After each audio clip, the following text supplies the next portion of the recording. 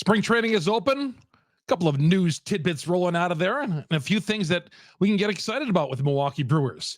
As spring training is underway down in Phoenix, we'll get to that next here on Locked On Brewers.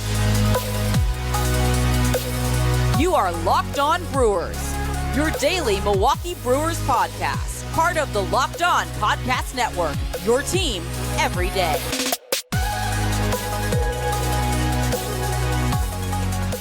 As you see the pictures and video from spring training down in Phoenix, Arizona, there's a few things that I get excited about watching. And everybody's optimistic when you go to spring training. Every team, even like the Pittsburgh Pirates, everybody's in a good mood around camp. There's two times I've noticed people are really happy around sports, with the exception of your team clinching a pennant.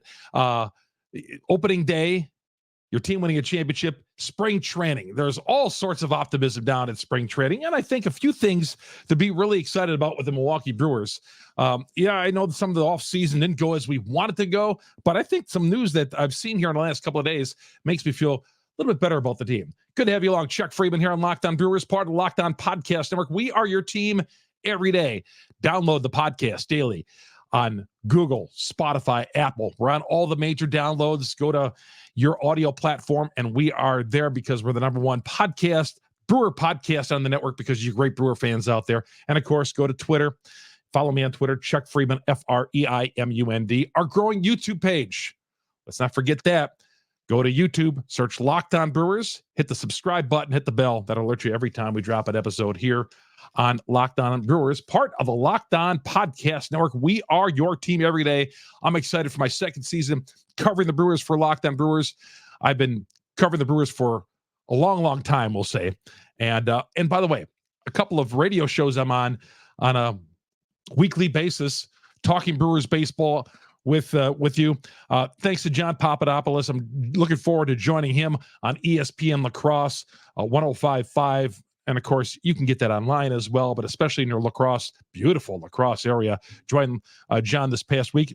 I have been on him sparingly over the years talking Brewers baseball, but now it's going to be a weekly thing, 4:30 on Mondays, talking with him. And, of course, the Bill Michaels Show.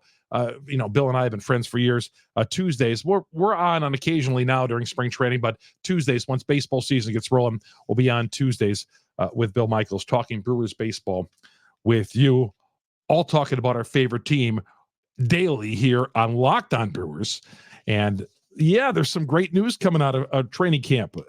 It's not been a season that we've loved, an off season that we loved, starting with our manager leaving for the Chicago Cubs, and then the Woody news. The day after Thanksgiving, the Brewers releasing the news on 7 o'clock on a Friday night. Well, remember, it was down in Chicago. Shannon was at a conference down there, and she wanted to go out, and I'm like, man, I got to wait till this news come out because I got to put a podcast together. And on a Friday night, right after Thanksgiving, the news did come down that the Brewers were not tendering Brandon Woodruff. The Brewers did put out something on Twitter, and I was on John's show this past week, John Papadopoulos, and I said, I don't remember this ever happening, where a team basically gave a farewell message to somebody. Farewell, thanks for all the good times and all that. And then they came back. Then that person came back to the team. So when that news officially came out that, the Brewers did not tender Brandon Woodruff and he was not coming back, and the farewell tweet that they put out, which was classy by the Brewers, but it didn't make me feel any better that he was not coming back. I thought, okay, that was it. But somehow the door was kept open, and the Brewers did sign him to a 2-year deal, which I wanted them to do from the very beginning. Now, either the price came down for Woodruff because he wasn't getting any takers out there. I don't think the Brewers came up with their price. Put it this way. I don't think because he was due $11.6 million. Okay, 11.6 million. I don't think they came to that deal. And what I think happened here is the market came down for Woodruff. There wasn't a lot of takers out there. And the Brewers, like the Churio deal, where they're thinking they're buying some quality here with Woodruff. Buying with Churio, they're taking a little bit of a gamble by buying out those arbitration years. And Woodruff, I think maybe with this deal, knowing that, 2024, he's probably not going to pitch. But what happened for 2025? And we'll see what happens there. So I have a feeling this deal probably is maybe a 2-year, $14 million deal. So they're going to get him for next season. And obviously, this is like Woodruff pitching for the Brewers is like the Brewers signing Rhys Hoskins.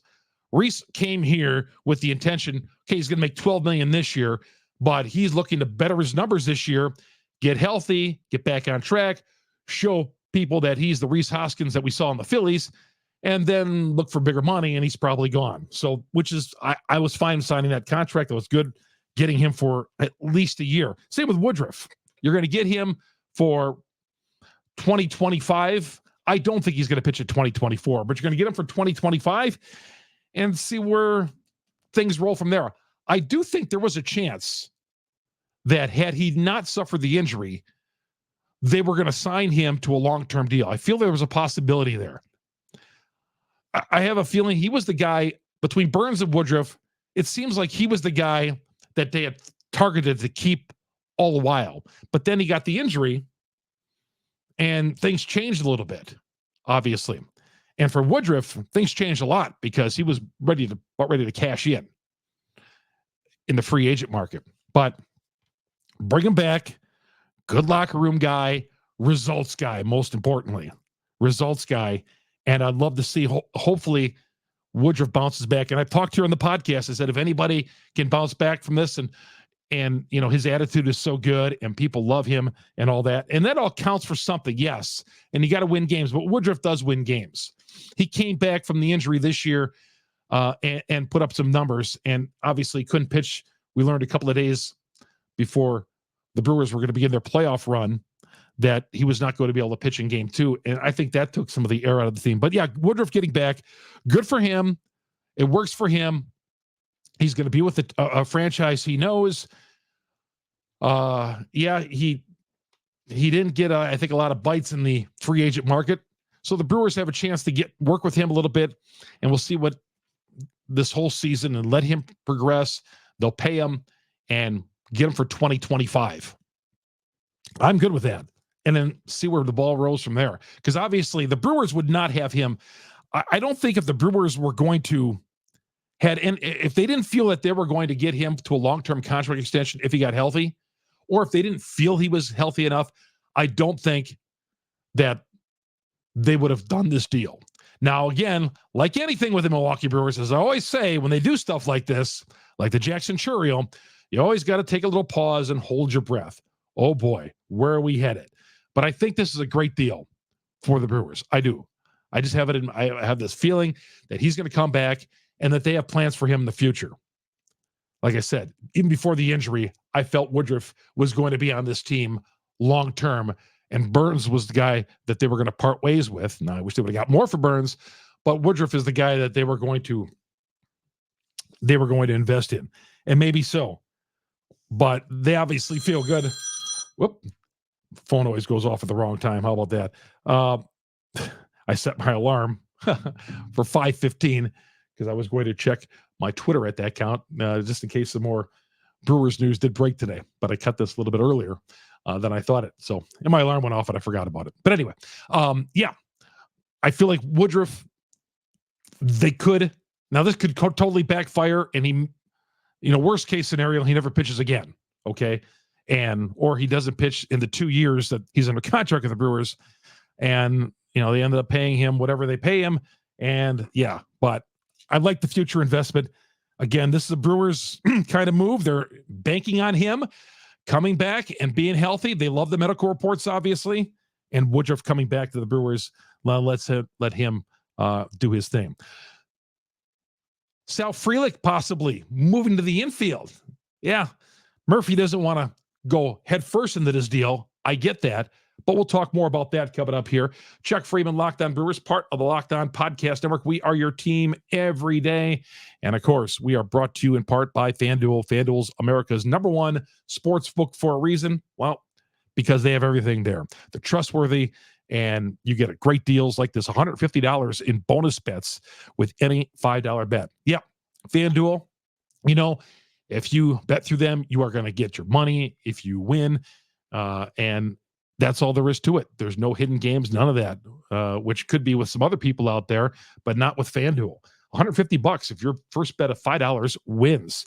Quick bets, same game parlays, over and unders, odds, props, everything you need from FanDuel. It is right there on FanDuel. That's why they're America's #1 sports book. And let's face it, they would not be a partner of the NBA or the NFL if they were not a reputable organization. And FanDuel is a name brand. Again, they have everything there. All your favorite NBA players and teams to bet with. Not just NBA, they have college, they got pro, they'll have baseball coming up, obviously, NHL, anything you need. Great time in the doldrums of winter. Get into FanDuel. Visit FanDuel.com/LockedOn, LOCKEDON, and shoot your shot today. FanDuel, official sportsbook partner of the NFL. Chuck Freeman here on Locked On Brewers, and we're coming right back. Welcome back to Locked On Brewers. Chuck Freeman here. Locked On Brewers, part of the Locked On Podcast Network. We are your team every day. Coming up on the show tomorrow, we're going to talk about Mark Attanasio. Are the Brewers really going to be competitive with Attanasio as the owner? He always has some comments. The media always corners him first couple of days of camp. We'll get to that coming up on tomorrow's show. Sal Frelick, though. I like the idea of him moving to the infield. Although Pat Murphy, the Brewers manager, says, hey, let's pause here. Let's not run. Frelick has not played infield since high school, I believe. Since his days at high school. He's been an outfielder. But there's a glaring need for him, for the Brewers, in the infield. Now, the Brewers have some guys in the outfield that you can't sit at all. We've talked about that. I said a couple of days ago, well, will there be a trade?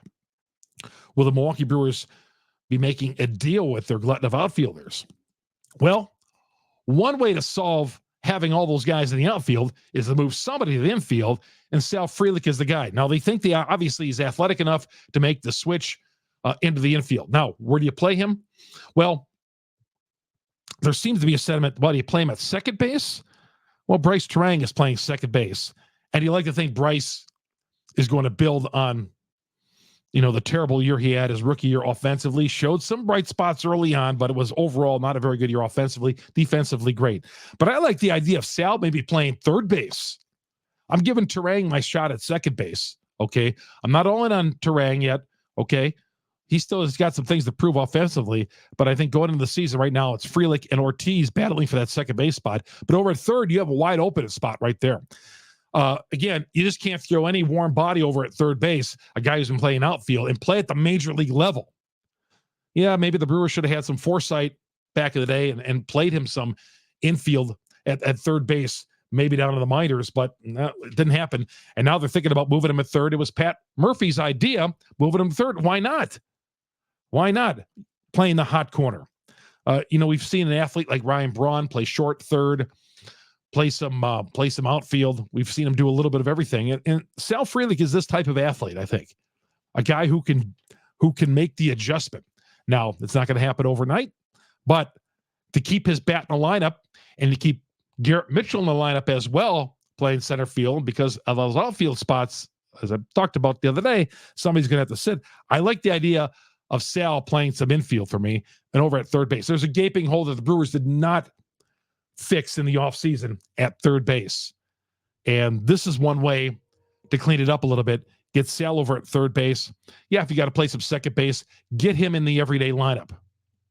But yeah, I was great seeing some video of him taking some second base and third base.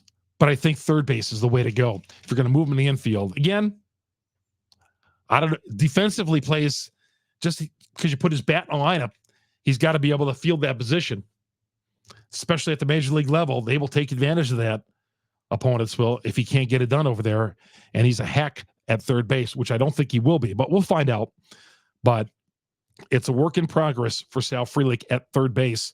But bolstering this lineup is something the Brewers need to do, and getting his bat in and getting Mitchell in the lineup every day would be a great thing. Now, Another piece, I think, is added to our outfield spot. Now, again, don't go all in on this because it's easy to watch videotape of somebody. It's like going to YouTube and watching a highlight reel of somebody and being all in. You know, you go to basketball, you go to a base, like Jake Mizorowski. If you go to YouTube, you'll see, you know, and I'm sure he's going to be great. You know, I lean towards that direction, but you're going to see him just be amazing. And you'll see highlight reels of players and you'll be all in. You'll look at them and say, wow, okay, great. What they never show is the bad moments. Okay. But with Joey Wiemer right now, some videotape has come out from him taking swings down at spring training and looking great. Got rid of the hitch, got rid of that stupid open stance that he had. I don't know why this wasn't corrected earlier with him. Again, Brewers, what are you doing? How did you not correct this earlier? But I said going into off season last fall, I said they have to correct Joey Wiemer's batting stance. They have to do a lot of different things with him. If he is going to be better than a 204, 13 home run and 364 at bats type of guy. He's got a lot of athletic ability. He can play defense, but there's something there with Wiemer, but he needs to correct that batting stance. But again, you know, he's hitting pitches that are 80 miles an hour coming at him at the plate in spring training. He's getting around on it.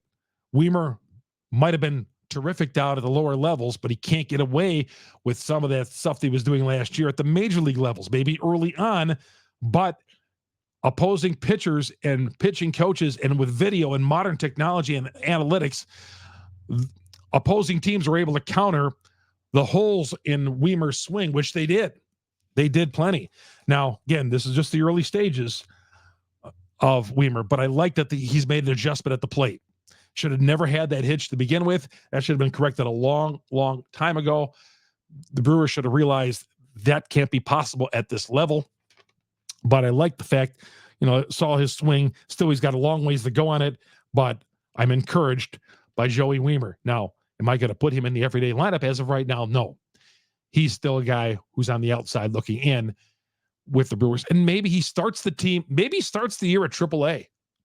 Maybe with Wiemer, you start him at AAA and let him continue to work through the new batting stance and get reps because he's not going to get it at the major league level, not unless there's an injury, God forbid.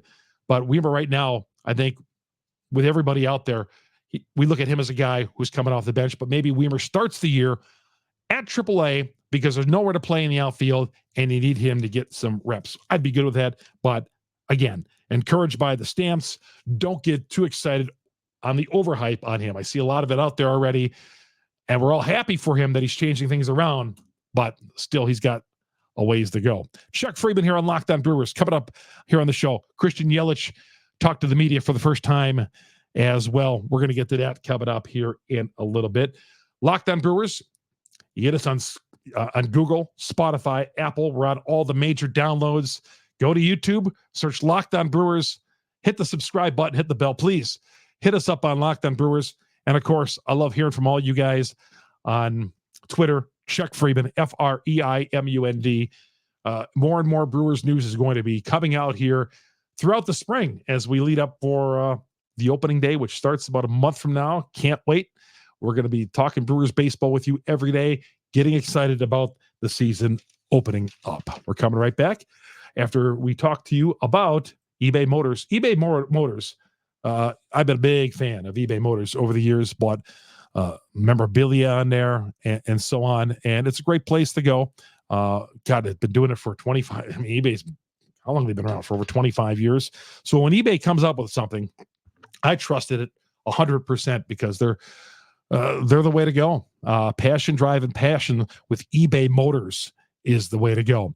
If you're looking for performance, superchargers, roof racks, exhaust kits, LED headlights, and more, whether you're into speed, power, or style, eBay Motors has got you covered. 122 million parts for your number one ride or die. You always find exactly what you're looking for with eBay Guaranteed Fit.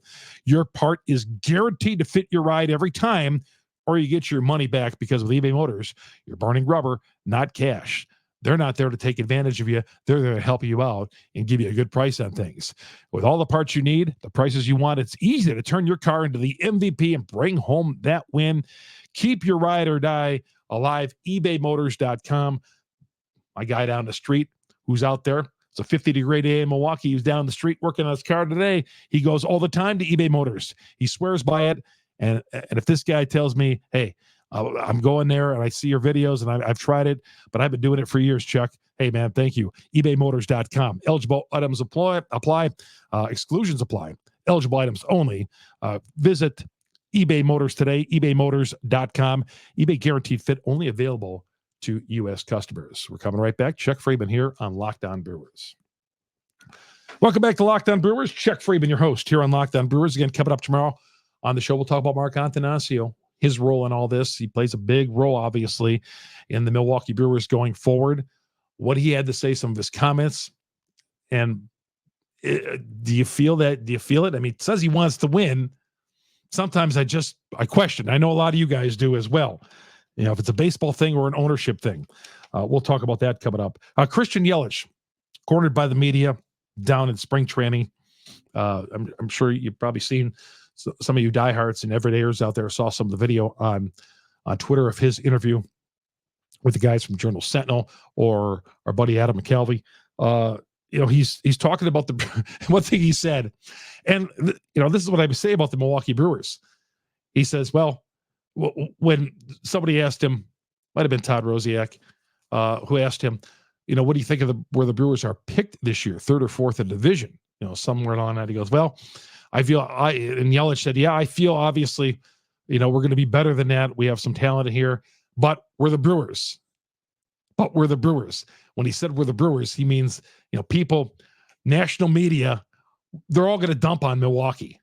Milwaukee's always going to be oversighted. And this has been something I've campaigned against all my life. Milwaukee not being on Sunday Night Baseball, Milwaukee rarely being on national TV, although some of that's changing, but they're never on Sunday Night ESPN Baseball. But yeah, Milwaukee's a team, and he's right. He gets it. Yelich does. But we're the Brewers. People are always going to look down on us. Yes, that's truth. But you know what? The Brewers have kind of made their own bet in this as well. And I've heard, the Brewers have one of the best records in baseball since 2018 and that and all that. But I counter with no World Series appearances during that time. Got a 9 or a 10 game playoff losing streak in that as well. So we'll get to that coming up on the show. But Yelich feels good, feels healthy, but he said something great. I liked what he said about Jackson Chourio. Yeah, let's let him be a kid. Let's not put too much pressure on him. Yeah, he signed the deal, and there's a lot of pressure when you sign a deal like that. I get that, and Yelich gets it as well. And Pat Murphy talked about that with Yelich, that Yelich is behind some of those because he felt there was some pressure there after he signed the contract in 2020 that, the ability to go out there and perform. Jackson, we don't know him yet. We don't know really anything about his personality or anything like that. We'll learn that as we go along here. But Yelich said, let him go out there and perform. Yes, let him go out there, and he's going to make some mistakes, I'm sure. And who knows? Maybe he doesn't. Maybe he comes in and is just like Ryan Braun, who fit right in right away in 2007. And maybe not. But let's not get discouraged if Chourio comes up here and is the starting center fielder, and he comes up and he's hitting 200 in the first month. There's going to be those naysayers out there who are going to be negative, and if he's got to make a trip down, okay.